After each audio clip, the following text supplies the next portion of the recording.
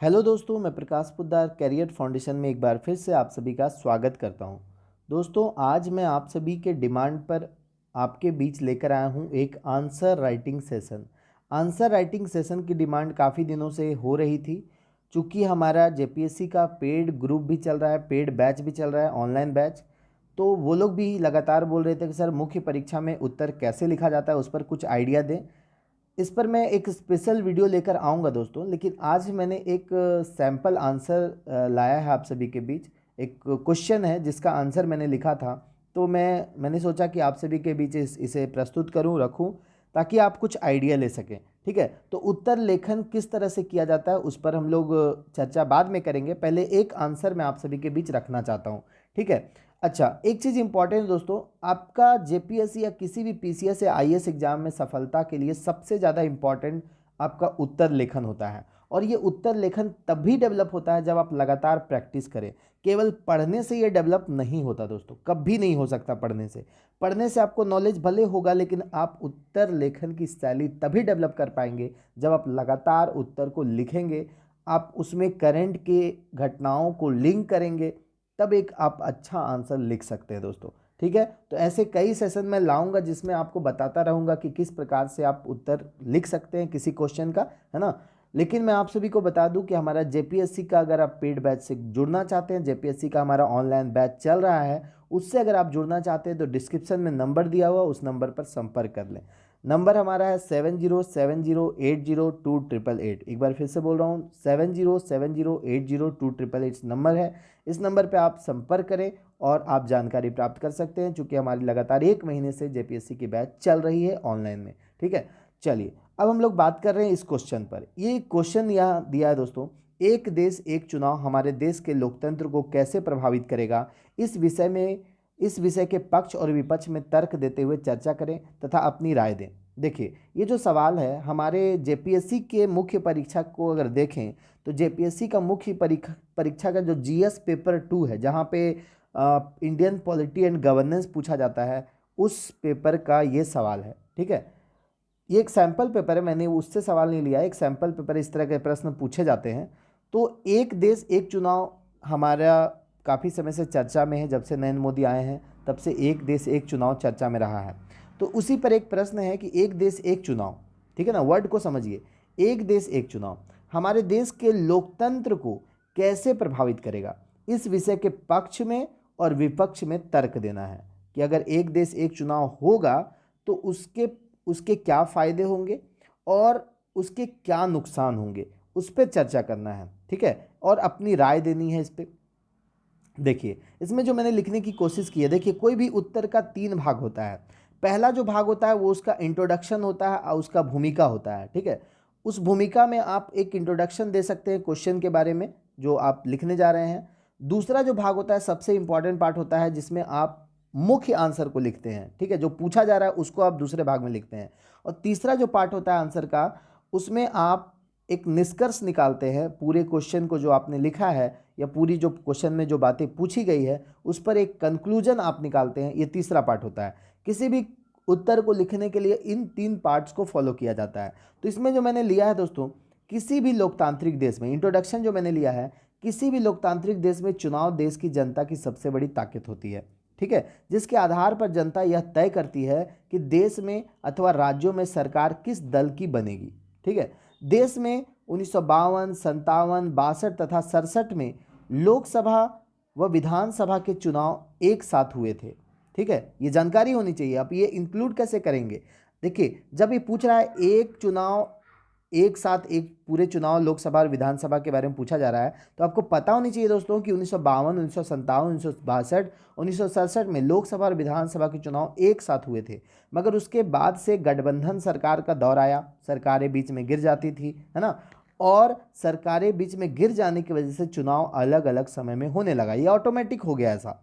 एक राष्ट्र एक चुनाव निश्चित तौर पर देश के लोकतंत्र को प्रभावित तो करेगा, क्योंकि अलग अलग समय में चुनाव होने से जनता को अपनी ताकत दिखाने का बार बार मौका मिलता है, जिससे जनता सत्ताधारी दल को अपनी वोट की ताकत के बल पर नियंत्रित करती है।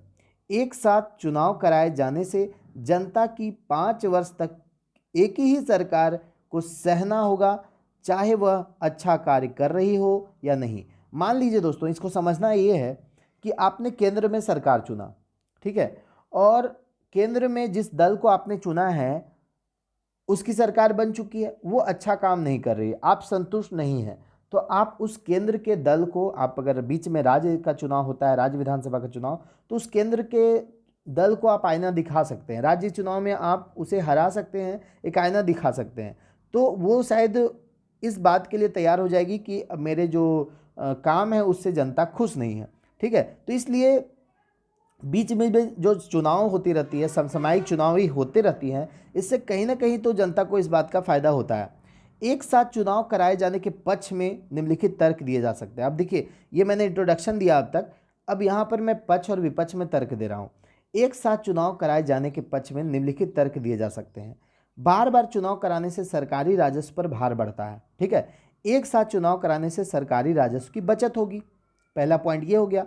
अधिक समय तक चुनाव आचार संहिता लगने से विकास कार्य प्रभावित होता है। आप देखते होंगे जब जब चुनाव होता है, मान लीजिए लोकसभा का चुनाव हुआ, उस समय आचार संहिता लगा, फिर 3 महीने बाद राज्य का चुनाव हो रहा है, उसमें आचार संहिता लगा, तो अधिक समय तक चुनाव आचार संहिता लगने से विकास कार्य प्रभावित होता है ना। बार बार चुनाव कराने से चुनावी भ्रष्टाचार की निरंतरता बरकरार रहती है। चुनाव में आप देखते होंगे पैसे बांटे जाते हैं वगैरह वगैरह, ठीक है। चुनाव में जातिवाद, संप्रदायवाद चरम पर रहता है और एक साथ चुनाव से इसमें काफ़ी कमी आएगी, ठीक है दोस्तों, समझ में आया। तो ये मैंने 3-4 तर्क लिए हैं जिसमें मैंने बताया है कि एक साथ चुनाव कराने के क्या क्या लाभ हो सकते हैं।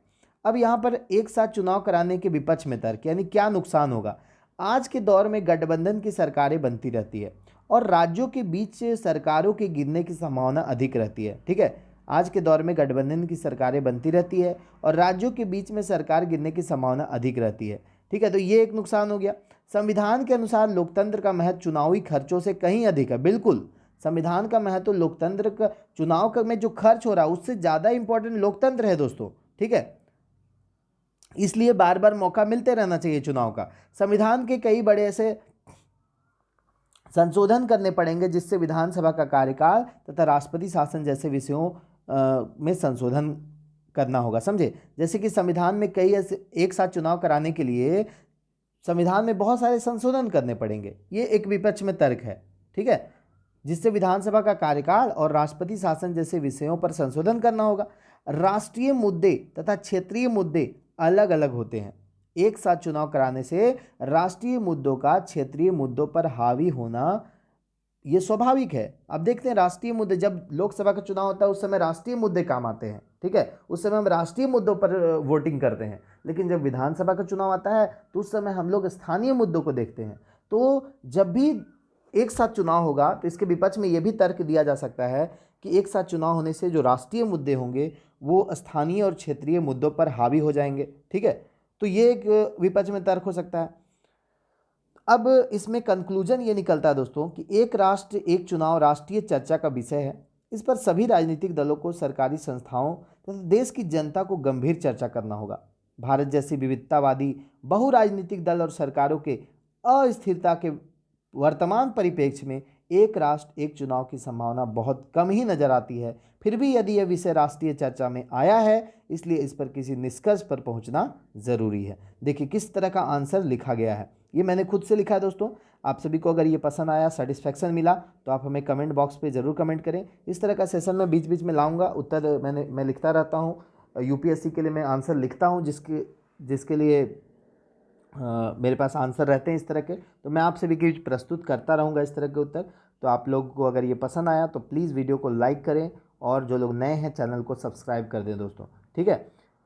मैं बताऊंगा आप लोगों को कैसे उत्तर लिखा जाता है, और आई थिंक ये बताने के लिए कैसे लिखा जाता है से ज़्यादा इम्पॉर्टेंट है अगर मैं उत्तर लिख करके आपको दिखाऊं, कई उत्तर लिख करके दिखाऊं, तो वो ज़्यादा बेनिफिशियल होगा। उसके आधार पर आप आंसर राइटिंग की प्रैक्टिस करेंगे, क्योंकि केवल बताने से नहीं होगा, आपको लिखना होगा। लगातार किसी मुद्दे को आपने पढ़ा है, अगर समझा है, तो उससे रिलेटेड क्वेश्चन का आंसर आपको करना होगा, तब जा कर के आपका भी उत्तर लेखन शैली जो है वो विकसित होगा दोस्तों, ठीक है।